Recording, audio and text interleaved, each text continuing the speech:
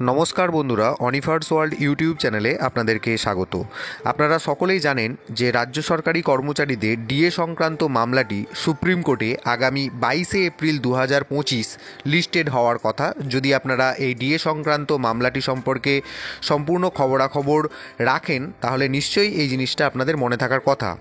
তো এখন এই আগামী 22 এপ্রিল 2025 যে অ্যাডভান্স লিস্ট সেটা কিন্তু এখন ওয়েবসাইট থেকে দেখা যাচ্ছে।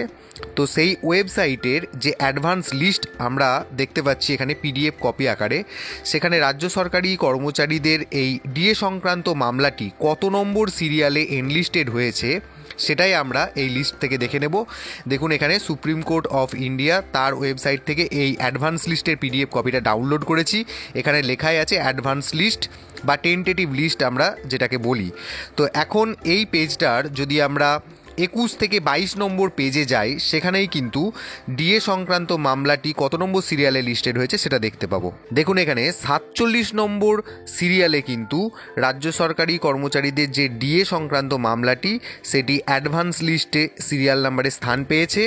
দেখুন, এখানে লেখাই আছে এসএলপি নম্বর 22628 22630/2022, তার সাথে the state of West Bengal versus confederation of state government employees.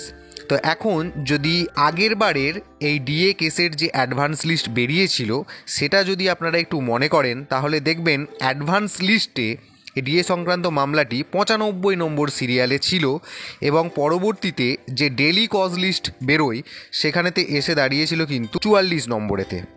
এখন এখানে দেখা যাচ্ছে যে অ্যাডভান্স লিস্টেই সেই সিরিয়ালটা নেমে এসেছে বা অনেকটা এগিয়ে চলে এসেছে, যেখানে তার নাম্বার হচ্ছে 47। তো সেখানে বিচারপতিরা বলেছিলেন যে আগামী 22 এপ্রিল এই ডিএ সংক্রান্ত মামলাটি ওনারা শুনবেন এবং ম্যাটারটি যেন লিস্টের একদম হাই লেভেলে থাকে, অর্থাৎ একদম প্রথমের সারিতে থাকে।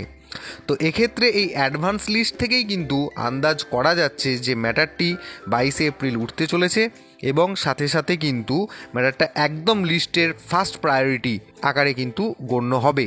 তো এর পরবর্তী ক্ষেত্রে যখন এর ডেলি কজ লিস্টটা আমরা পাবো তখন কত নম্বর সিরিয়ালে নথিভুক্ত হচ্ছে সেটা আমি অবশ্যই আপনাদের সাথে শেয়ার করব।